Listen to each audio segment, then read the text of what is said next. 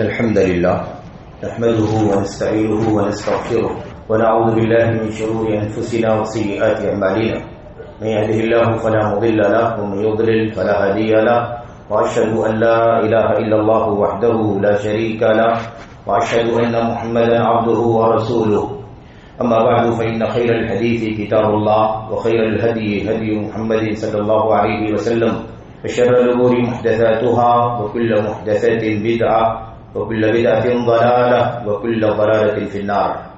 أعوذ بالله من الشيطان الرجيم. بسم الله الرحمن الرحيم. واعتصموا بحبل الله جميعا ولا تفرقوا واذكروا نعمة الله عليكم إذ كنتم أعداء فألف بين قلوبكم فأصبحتم بنعمته إخوانا. وقال النبي صلى الله عليه وسلم مخاطبا الأنصار: ألم أجدكم ضلالا فهداكم الله بي ووجدتكم متفرقين فألفكم الله بي إلى آخر ما قال النبي صلى الله عليه وسلم. وقال ابن مسعود رضي الله تعالى عنه: إنما تكرهونه في الجماعة خير مما تحبونه في الفرقة. وقال رضي الله تعالى عنه: اتبعوا ولا تبتدعوا فقد كفيتم، او كما قال رضی اللہ تعالی عنہ. برادران اسلام، دینی اور ملی بھائیوں، نوجوان دوستوں، بزرگوں، قابل احترام ماں اور بہنوں، عزیز بچوں، اللہ تبارک و تعالیٰ نے ہمیں اور آپ کو پیدا فرمایا اور ہم سب کو تنہا اپنی عبادت کے لیے پیدا فرمایا. اسی مقصد کے لیے اللہ نے دنیا بنائی، زمین بنایا، آسمان بنائی. زمین اور آسمان کے درمیان کی ساری مخلوقات اللہ عز و جل نے اسی مقصد کے لیے پیدا فرمائی کہ صرف اور صرف اس دھرتی پر اللہ تبارک و تعالیٰ کی عبادت ہو. اور اللہ عز و جل نے اپنی عبادت کے لیے جو طریقہ منظور کیا اسے اپنے انبیاء اور رسول علیہ السلام کے ذریعے سے مختلف وقتوں میں اپنے بندوں تک پہنچایا، اپنے نبیوں کے ذریعے سے پہنچایا. اپنی کتابیں اتار کر، اپنے صحیفے اتار کر اللہ عز و جل نے اپنے احکامات، پیغامات اور دیگر ہدایات اور تعلیمات کا بندوبست فرمایا. اب ہمیں اور آپ کو اس بات کی ذمہ داری دے دی گئی کہ ہم اللہ عز و جل کی عبادت اور بندگی کریں، اسی طریقے کے مطابق کریں جو طریقہ اللہ تعالیٰ نے اپنے رسولوں، پیغمبروں کے ذریعے سے بھیجا ہے. انہی کتابوں کے ذریعے سے کریں کی روشنی میں کریں جو کتابیں اللہ تعالیٰ نے گائیڈنس اور رہنمائی کے لیے صحیفے اللہ نے اتارے، اسی کی روشنی میں اللہ تبارک و تعالیٰ کی عبادت اور بندگی کریں. یہ اصل میں بنیادی مقصد ہے انسانی وجود کا، انسانی زندگی کا، ہماری اور آپ کی پیدائش. اسی پر اگر ہم آ جائیں، کاربند ہو جائیں، اسی پر جئیں اور اسی پر مر جائیں تو دنیا میں بھی عزت اور شان و شوکت کی زندگی، اور ایسے ہی آخرت میں بھی اللہ عز و جل اپنی جنت اور اپنی مغفرت سے نوازے، اور یہی اصل میں کامیابی ہے. اب یہاں پر آج کے اس موجودہ ماحول میں خاص طور پر اور تقریباً ہر دور میں عمومی طور پر یہ مسئلہ چلتا ہے. وہ مسئلہ یہ چلتا ہے میرے بھائیوں کہ امت اسلام کے حالات کیا ہیں. کافی انتشار ہے، کافی اختلاف ہے، فرقہ بندیاں ہیں، ٹولیاں ہیں، دھڑبندیاں ہیں. اسلام کے خلاف لوگ سازشیں کر رہے ہیں، مسلمانوں کے خلاف، اسلام کے مقدسات کے خلاف سازشیں کر رہے ہیں. عالم اسلام میں افراتفری کا ماحول ہے. ایسے ماحول میں تمام اختلافات کو ختم کر لینا چاہیے، انتشار کو ختم کر لینا چاہیے. آپس میں تفرقہ جو کچھ بھی پایا جاتا ہے اسے بہت کچھ نظر انداز کر کے آپس میں مل جانا چاہیے، ایک ہو جانا چاہیے.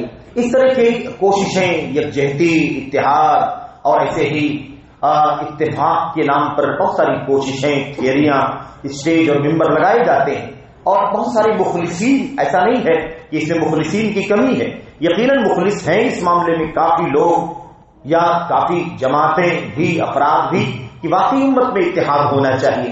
اتنی ساری فرقہ واریت، اتنی ساری ٹولیاں آخر کیوں ہیں؟ ایسے بھی تو نہیں ہونا چاہیے.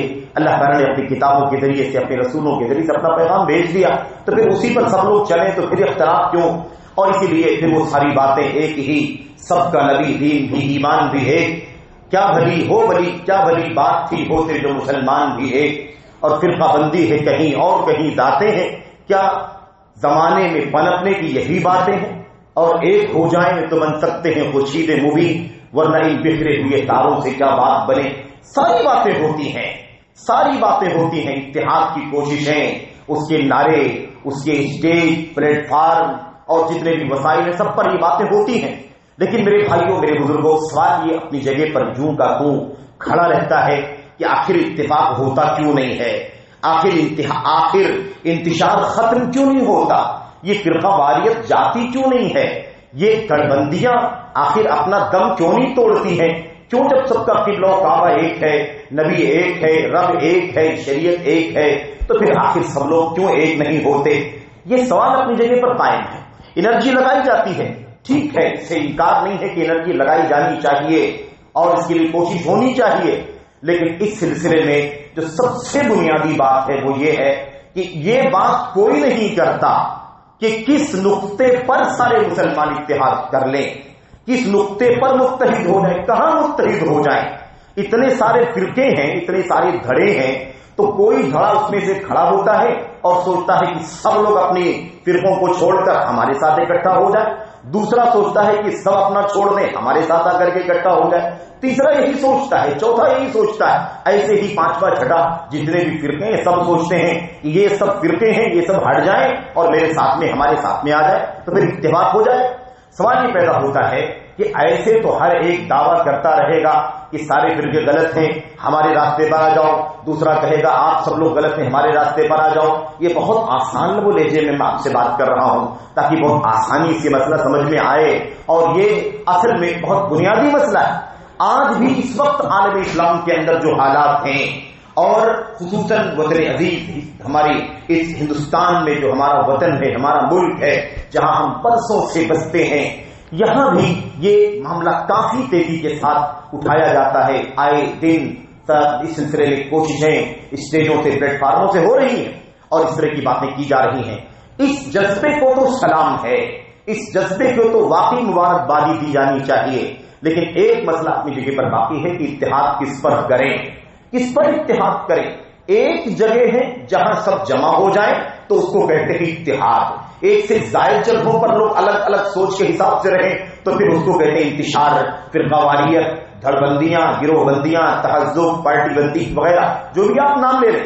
اللہ کی کلام کی آیتوں میں ہمیں جا بجا ایک ہونے کا حکم دیا گیا ہے اور فرقوں میں بٹنے سے، دھڑ بندیوں میں جانے سے روکا گیا ہے۔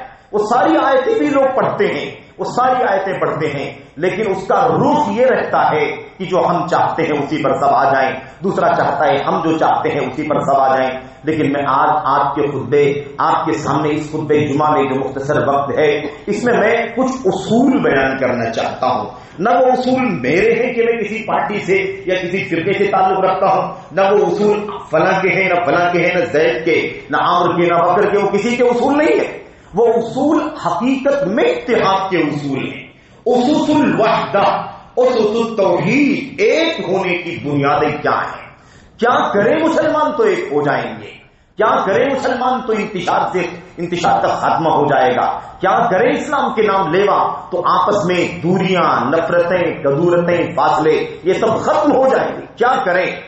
اس کا ایک بہت ہی سمپل جواب یہ ہے کہ کیا یہ مسلمان کبھی ایک تھے بھی یا نہیں تھے؟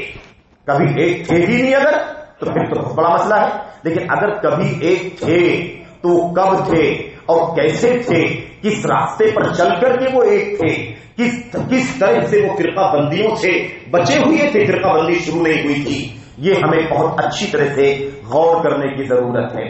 بھلا یہ مطلب کب سے شروع ہوا کہ امت میں انتشار ہو گیا، کب سے شروع ہوا کہ فرقہ واریت پیدا ہو گئی، کب سے یہ مسئلہ آیا کہ بہت سارے دھڑے بن گئے، اور اس سے پہلے کب آخر مسلمان ایک تھے؟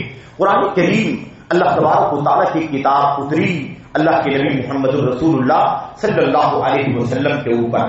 ہم اور آپ اس بات کو جانتے ہیں، اس کی تاریخ اگر ہم جاننا چاہیں تو آج 1446 ہجری کا وقت چل رہا ہے اور نبی کریم صلی اللہ علیہ وسلم کی وفات سن 11 ہجری میں ہوئی ہے، اور اس کے پہلے 13 سال اللہ کے نبی صلی اللہ علیہ وسلم نے مکے میں نبوت اور رسالت کی ذمہ داریاں ادا کی ہیں۔ یہی پورا پیریڈ ہے جب نبی کریم صلی اللہ علیہ وسلم آئے تو دنیا میں انتشار تھا، فرقہ واریت تھی، دھڑ بندی تھی، اتفاق نہیں تھا۔ آخر اللہ کے نبی علیہ السلام کو اللہ نے بھیجا، قرآن کریم کو اتارا تو وہ انتشار ختم ہوا، وہ فرقہ واریت ختم ہوئی، وہ دھڑ بندی ختم ہوئی، اور ختم ہونے کے بعد امت ایک ہو گئی۔ کوئی اختلاف آپ کو نبی کریم صلی اللہ علیہ وسلم کے صحابہ کرام کے درمیان نہیں ملے گا. کوئی بتائے کہ صحابہ کرام کے زمانے میں کیا کوئی فرقہ تھا، کیا کوئی دھڑبندی تھی، کیا کوئی گروہ بندی تھی؟ آپ کو کوئی فرقہ نبی کریم صلی اللہ علیہ وسلم کے جیتے ہی صحابہ کرام میں نہیں ملے گا. آپ کو کوئی دھڑبندی، کوئی انتشار، کوئی فرقہ 1 2 4 آپ کو نبی کریم صلی اللہ علیہ وسلم کے صحابہ کرام کے دور میں نہیں ملے گا. سوال یہ پیدا ہوتا ہے اس کے آگے اگر آپ آئیں تابعین کے دور میں تو وہاں سے فرقہ بندی شروع ہوئی، اور ایک فرقہ جو سب سے پہلے وجود میں آیا اس کو خوارج کا فرقہ کہتے ہیں.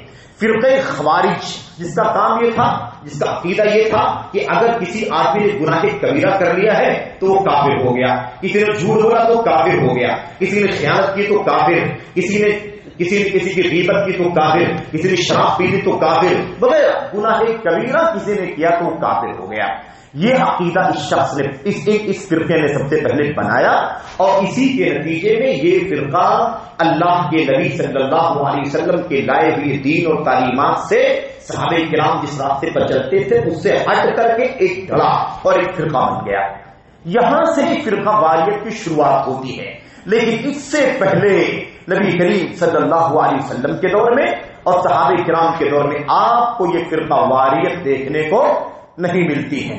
تو اب اس کا مطلب یہ ہے کہ ایک دور تھا، امت کا آغاز، امت کی شروعات، جس میں کوئی فرقہ نہیں تھا، سب کے سب ایک قرآن، ایک سنت، نبی کی تعلیم، آپ کا قول، آپ کا فعل، وہی قبلہ، نہ کوئی فرقہ، نہ کوئی دھڑا، نہ کوئی ٹولی، کچھ بھی نہیں تھا. اور اس کے بعد یہ فرقہ واریت شروع ہوئی ہے. اچھا، یہ بات آپ یہاں تک سمجھ کر کے رکیں، اس کے بعد میں آپ کو اور پہلے لے کر کے جانا چاہتا. جب دنیا بنی، جب اللہ تبارک و تعالیٰ نے کائنات بنائی، زمین و آسمان، اور اللہ تبارک و تعالیٰ کی جو بندے دنیا میں بستے تھے، جو بھی 10 20 50 100 200 یا اس سے کم و بیش رہتے تھے، اللہ جانتا ہے. کیا ان لوگوں میں کوئی اختلاف تھا؟ کوئی اختلاف تھا کیا اس زمانے میں؟ اس زمانے میں کوئی اختلاف نہیں تھا. اللہ نے قرآن کریم میں فرمایا کان الناس امتا واحدہ، ساری انسانیت ایک تھی، ساری انسانیت ایک تھی، کوئی ٹکڑا نہیں، کوئی دھڑا نہیں تھا. یہ فرقہ بندی اس وقت کب شروع ہوئی؟ اس وقت یعنی انسانیت کے آغاز. ابھی ہم نے جو بات کی ہے وہ اسلام کی آمد کے بعد، نبی علیہ الصلوۃ والسلام کی آمد کے بعد فرقہ واریت کب شروع ہوئی. لیکن اب میں آپ سے ذکر کر رہا ہوں کہ پیچھے بھی اگر آپ جا کر کے دیکھیں، انسانوں کی پیدائش اللہ نے فرمائی تو سارے انسان ایک ہی اللہ کے سامنے سر جھکاتے تھے. جو بھی ان کو اللہ تبارک و تعالیٰ جہاں جہاں بھی وہ بستے تھے، ان کا کام صرف ایک تھا کہ اللہ تبارک و تعالیٰ ہی ہمارا خالق ہے، مالک ہے، اسی کے سامنے سر جھکانا، عبادت بندگی سارے کام کرتے تھے. یہ معاملہ کب سے شروع ہوا؟ جب سب سے پہلی مرتبہ دنیا میں انسانوں میں اختلاف ہوا. وہ اختلاف کون سا اختلاف تھا؟ اللہ کی قسم ہے میرے بھائیوں، اگر یہ نقطہ سمجھ لیا امت نے تو آج اختلاف کا خاتمہ کرنا آسان ہے. لیکن اگر اسی نقطے کو نہیں سمجھا تو پھر یہ اسٹیج اور یہ بینر اور یہ مائک اور یہ شور شرابہ اتحاد کے نام پر، اتفاق کے نام پر جو کچھ چل رہا ہے، یہ سب کا سب زمانی جمع خرچ کے آگے کچھ نہیں ہوگا، اس کا کوئی نتیجہ نہیں نکلے گا. یہ سمجھنے کی ضرورت ہے. انسانیت میں کوئی اختلاف نہیں تھا، سب ایک اللہ کے سامنے اپنا سر جھکاتے تھے. 1000 سال گزر گیا، 1000 سال گزر گیا آدم علیہ السلام کو پیدا کرنے کے بعد سے لے کر 1000 سال تک پوری انسانیت میں کہیں کوئی معاملہ تھا ہی نہیں. نہ کوئی قبر کی پوجا، نہ مزاروں کی پوجا، نہ کسی اور کا سجدہ، نہ کسی اور کا رکوع، نہ کسی اور کو بڑا کے، نہ کسی اور کو پیشوا، نہ کسی اور کو اپنا امام، نہ کسی اور کے پیچھے چلنا، کچھ بھی نہیں تھی. جو بھی انسانیت تھی ایک اللہ کے سامنے جھکتی تھی. پہل 1000 سال کے بعد ایک مسئلہ پیدا ہوا، اور وہ مسئلہ یہ پیدا ہوا کہ کچھ نیک لوگ تھے، 5 نیک لوگ تھے ایک قوم میں، قبیلے میں. ان 5 کی موت ہو گئی تو شیطان نے بہکایا اور یہ کہا کہ یہ اللہ کے نیک بندے تھے، انہی کی عبادت کرو تو تم اللہ تعالیٰ سے قریب پہنچ پاؤ گے. یہاں سے اختلاف ہوا. تو اختلاف کہاں سے شروع ہوا؟ جب اللہ کی توحید کے خلاف شرک کی طرف امت کو اللہ کے بندے کو شیطان لانے میں کامیاب ہو گیا. جب 5 بزرگوں ود، سواں، یغوث، یعوق، نصر، جو قوم نوح کے 5 لوگ تھے، ان کو لوگوں نے پوجنا شروع کر دیا. وہیں سے اختلاف پیدا ہوا، وہیں سے پہلی بار دنیا میں اختلاف پیدا ہوا. وہ اختلاف کون سا اختلاف تھا؟ وہ اختلاف تھا توحید کا، ایمان کا، ایک اللہ کی بندگی سے ہٹ کر کسی اور کی بندگی کرنے کا. یہ اب تک ایک اللہ کی عبادت ہوتی تھی، اب یہ اختلاف ہوا کہ کچھ لوگ اللہ کے بندوں میں، انسانوں میں اللہ کے سامنے سر جھکانے کے بجائے کچھ اللہ کے نیک بندوں کے سامنے سر جھکانے لگے. یہی سے اختلاف پیدا ہوا. اللہ تبارک و تعالیٰ نے قرآن کریم میں اس کا نقشہ کھینچا ہے، وقت زیادہ نہیں ہے. اللہ نے فرمایا کہ ساری انسانیت ایک امت تھی، اس کے بعد اختلاف ہوا، یعنی لوگوں نے اللہ کی توحید، اللہ کے اکیلے کی عبادت کرنے میں گڑبڑی شروع کر دی اور کسی اور کی عبادت کرنا شروع کر دیا. فبعث اللہ النبیین مبشرین ومنذرین. اب اس اختلاف کو ختم کرنے کے لیے اللہ تبارک و تعالیٰ نے نبیوں کا، رسولوں کا سلسلہ شروع کیا. اب سب سے پہلے جن لوگوں نے اختلاف کیا تھا کہ ایک اللہ کے سامنے سر جھکنا چاہیے تھا، تو اللہ کے بندوں کے سامنے جھکانا شروع کر دیا. اسی اختلاف کو ختم کرنے کے لیے جو پہلے رسول کو بھیجا گیا انہی کا نام نوح علیہ السلام. تو پتہ یہ چلا کہ اختلاف نام ہے. سب سے پہلے انسانیت میں کون سا اختلاف آیا؟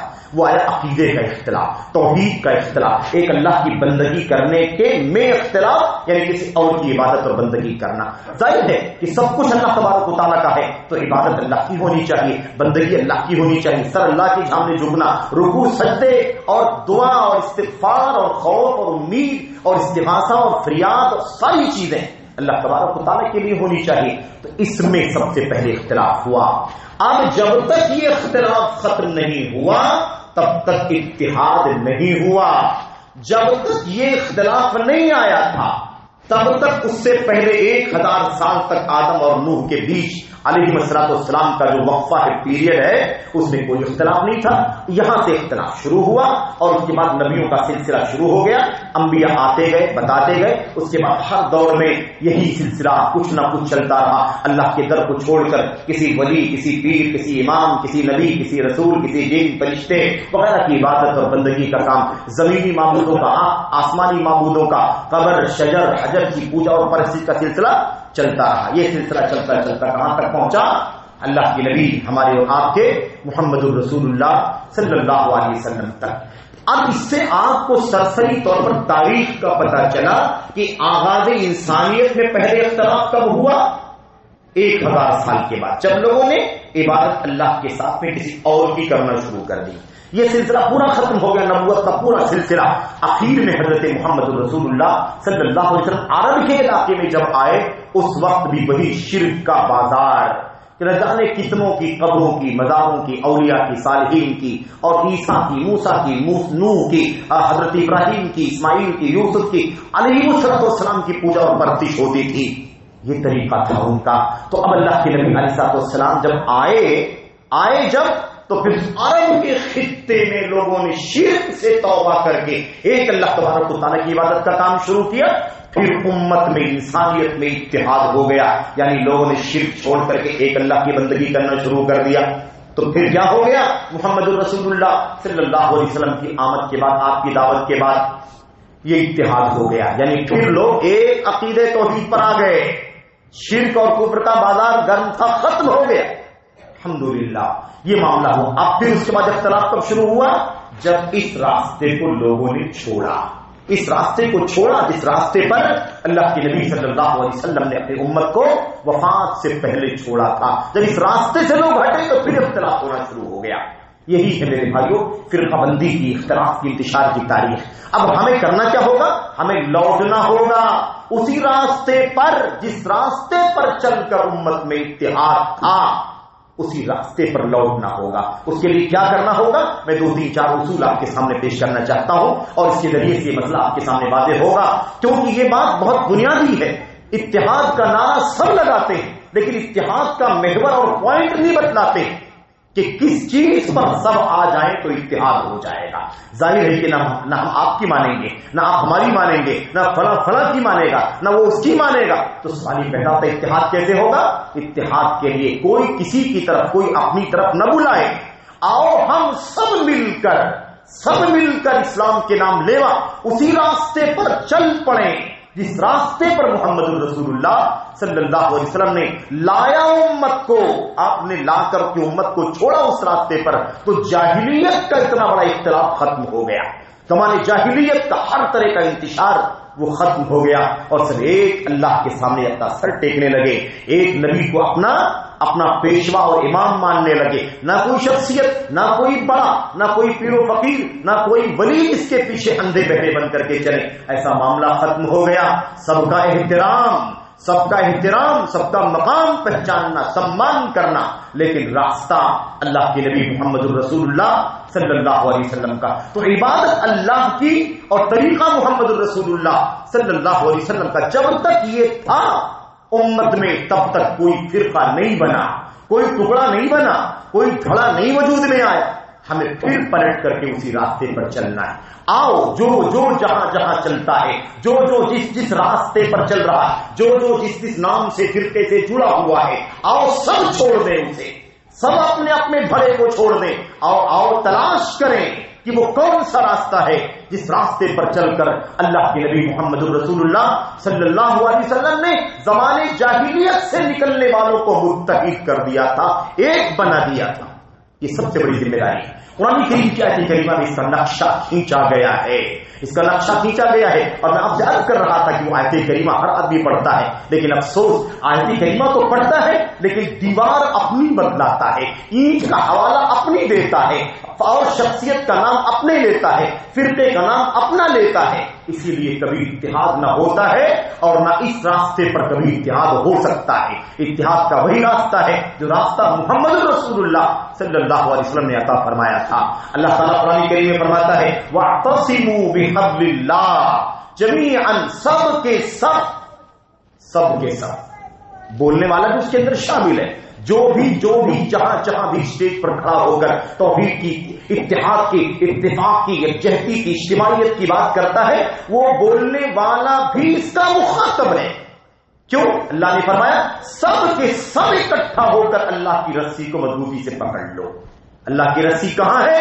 قرآن کریم اور محمد الرسول اللہ صلی اللہ علیہ وسلم کی سنت. یہ اللہ کی رسی ہے. اللہ کی کلام کی آیت کریمہ کی تفسیر محمد الرسول اللہ صلی اللہ علیہ وسلم نے فرمائی. وہ حدیث اگر آپ سمجھ لیں تو اتحاد کا مطلب آسانی سمجھ میں آ جائے گا. سب اللہ کی رسی، سب اللہ کی رسی، سب اللہ کی رسی کا نام لیتے ہیں. اور اللہ کی رسی سے مراد قرآن ہے. اللہ کی رسی سے مراد وہ راستہ ہے جس راستے پر اللہ کے نبی صلی اللہ علیہ وسلم نے امت کو چھوڑا.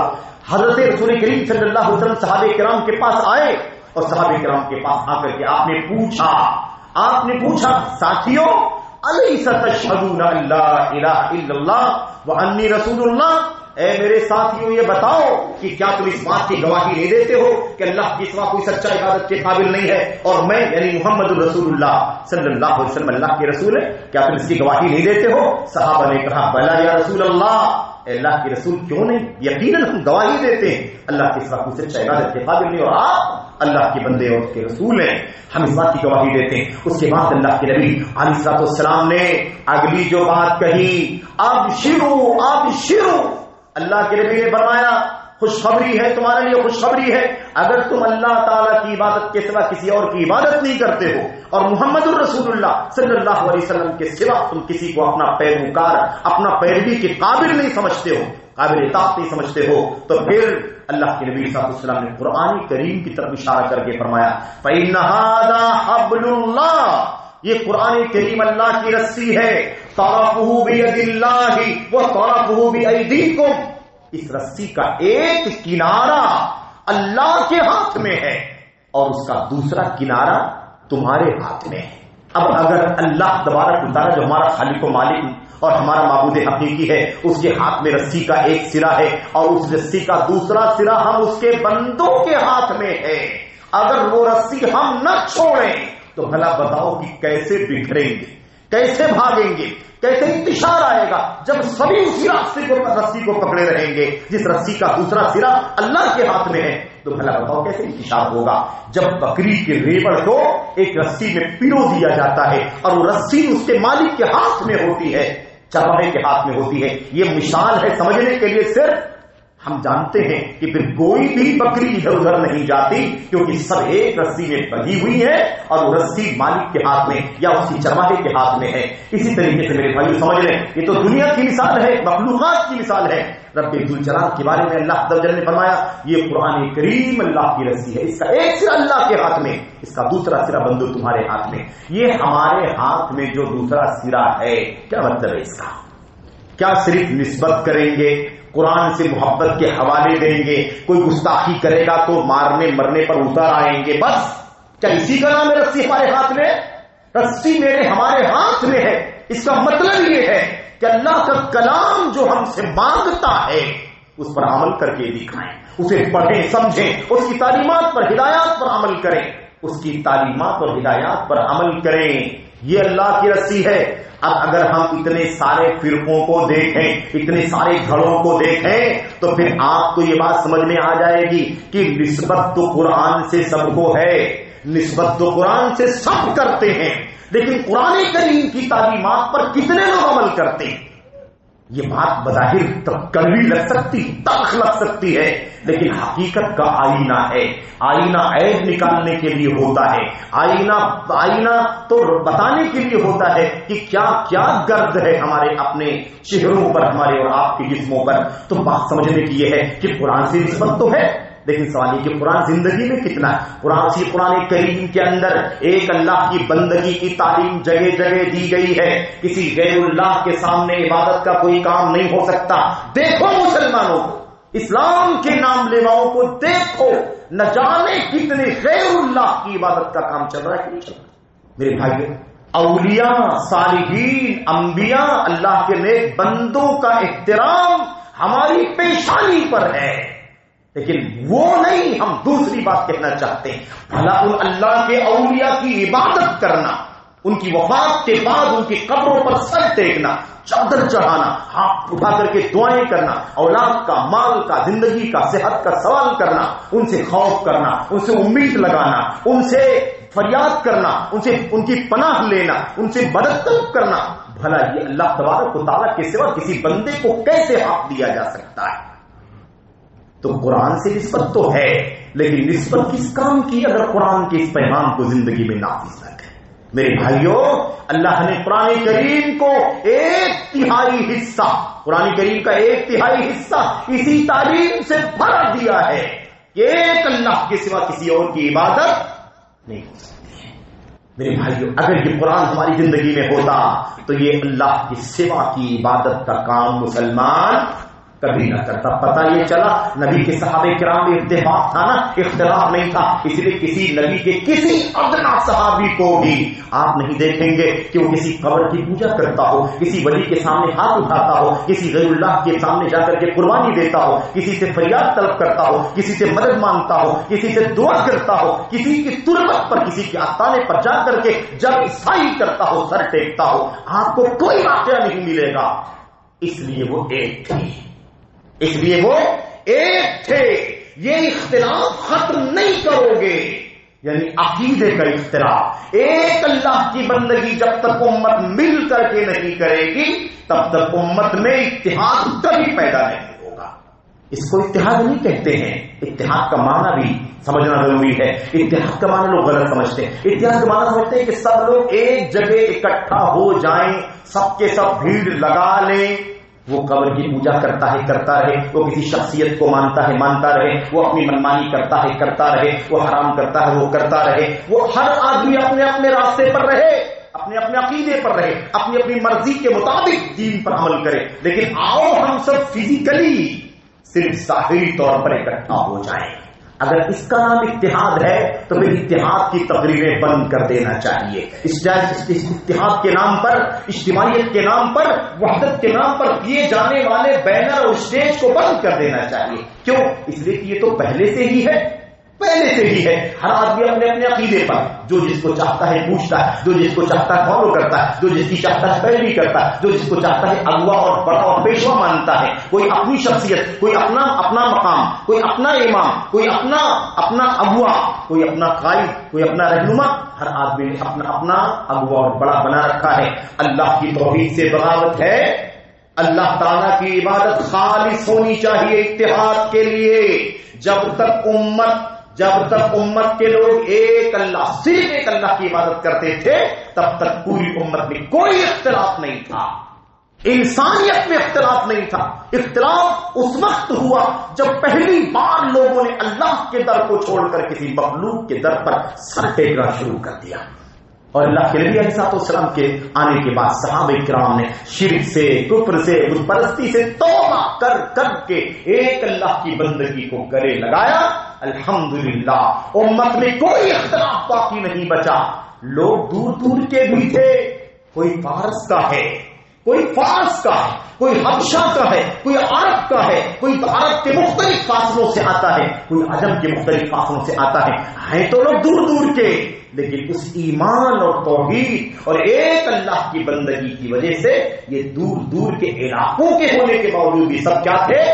سب کے سب ایک تھے، ایک. اور اسی لیے آج بھی اگر ایک دیکھنا چاہتے ہیں امت کو ہم، تو ہماری ذمہ داری ہے کہ ہم اسی راستے پر آ جائیں. یہ پہلی چیز ہے کہ امت میں اس وقت تک اتحاد نہیں ہو سکتا جب تک امت میں توحید خالص نہیں ہو جاتی. توحید کے بغیر اتحاد نہیں آ سکتا. توحید کا پہلا محور، توحید کا پہلا فارمولہ اتحاد کا پہلا پوائنٹ، اتحاد کا پہلا قطب، اس کا محور کیا ہے؟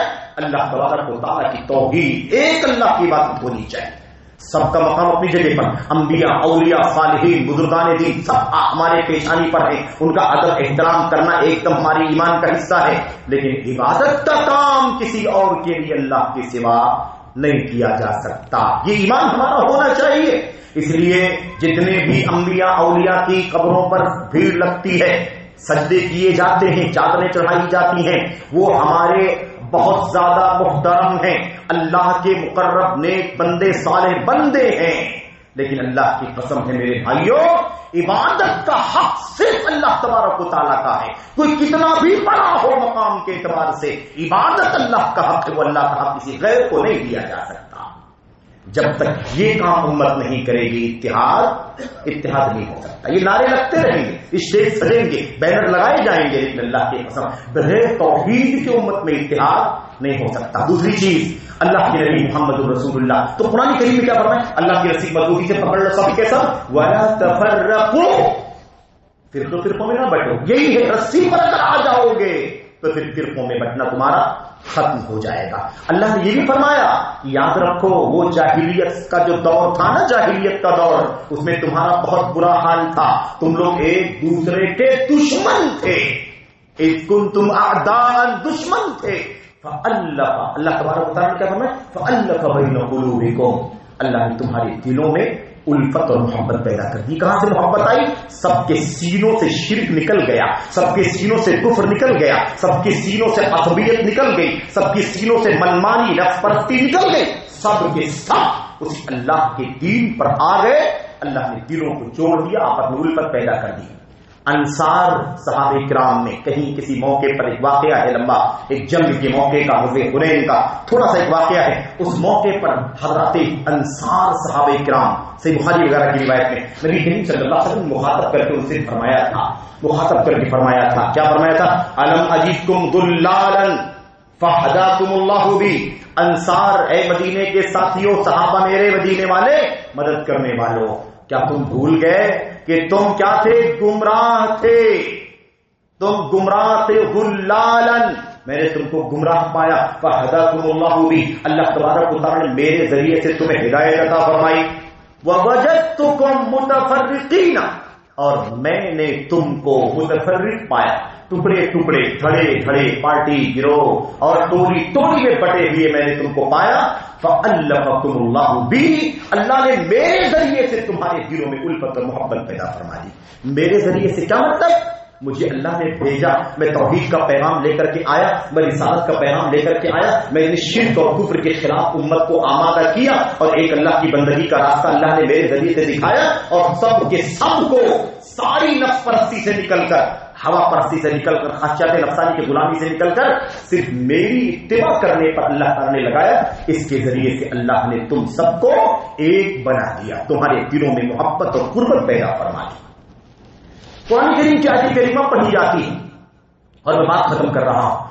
حضرت اللہ تبارک و تعالیٰ کے کلام کی ایک آیت کریمہ پڑھی جاتی ہے. آیت کریمہ پڑھی جاتی ہے. کاش اللہ تبارک و تعالیٰ اس آیت کریمہ کو سمجھنے کی توفیق عطا فرما دیتا. تبرک نہیں، صرف میرے بھائیو معانی پر غور کرنے کی بھی ضرورت ہے، اور یہی اصل ہے. اللہ تبارک و تعالیٰ نے قرآن کریم کو غور کرنے کے لیے، تدبر کرنے کے لیے، اس کا پیغام زندگی میں نافذ کرنے کے لیے اتارا ہے.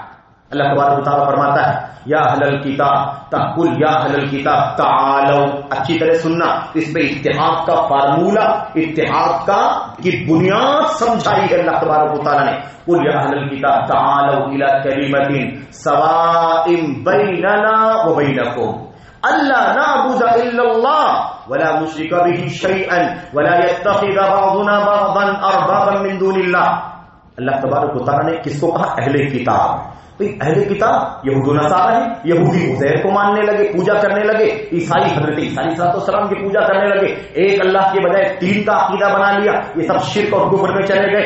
اللہ تعالیٰ نے ان کو مخاطب کر کے اللہ کے نبی سے کہا آپ کہیے اہل کتاب آؤ، اگر ایک ہونا چاہتے ہو تو اسی عقیدے پر ہم کو، آپ کو، سب کو اکٹھا ہو جانا چاہیے. وہ عقیدہ کون سا ہے؟ وہ اللہ نعبد الا اللہ، کہ ہم اللہ کے سوا کسی اور کی عبادت نہ کریں. یہ اتحاد کا راستہ ہے. چاہے دنیا کا کوئی بھی فرقہ ہو، دنیا کا کوئی ازم اور دھرم ہو، دنیا کا کوئی دین اور مذہب ہو، ریلیجن ہو، سب کے لیے ہے. یہ سب کے لیے اگر ایک ہونے کا راستہ ہے تو صرف یہ ہے کہ سب کے سب اللہ تعالی کی عبادت کریں. اللہ نعبد الا اللہ، ہم اللہ کے سوا کسی کی عبادت نہ کریں. ولا نشرک به شیئا، اور اللہ کے ساتھ کچھ بھی شریک نہ ٹھہرائیں. یہ ہے توحید، اتحاد کا، ایک ہونے کا فارمولہ. شرک نہ کریں، ایک اللہ تعالیٰ کی عبادت کریں، بس شرک نہ کریں.